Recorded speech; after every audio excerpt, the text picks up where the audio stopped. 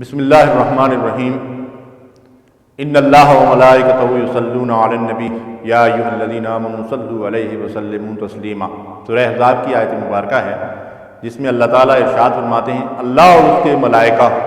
نبی صلی اللہ علیہ وسلم پر درود بھیجتے ہیں۔ اے اہل ایمان تم بھی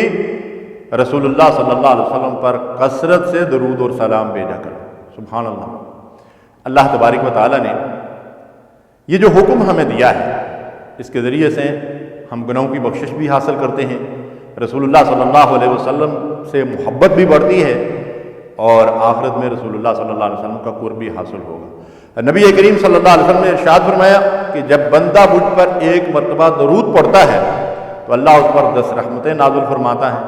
اللہ اس کے 10 گناہ معاف فرماتا ہے، اس کے 10 درجات بلند ہوتے ہیں۔ عموماً اس طرح کی احادیث خطبہ جمعہ کے اندر بھی پڑھی جاتی ہیں تاکہ بعض مومنین کو مسلمین کو اس بات کی تذکیر ہو کہ رسول اللہ صلی اللہ علیہ وسلم کے حقوق میں سے ایک اہم ترین حق یہ ہے، اور رسول اللہ صلی اللہ علیہ وسلم کے ساتھ محبت کا تقاضا یہ ہے کہ ہم نبی صلی اللہ علیہ وسلم پر کثرت سے درود پڑھا کریں۔ بلکہ اس آیت مبارکہ کی تفسیر میں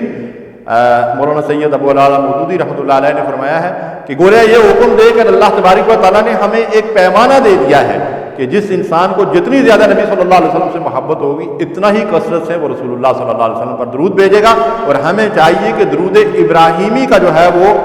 اہتمام کریں۔ اللہ ہمیں اس پر عمل کی توفیق دے۔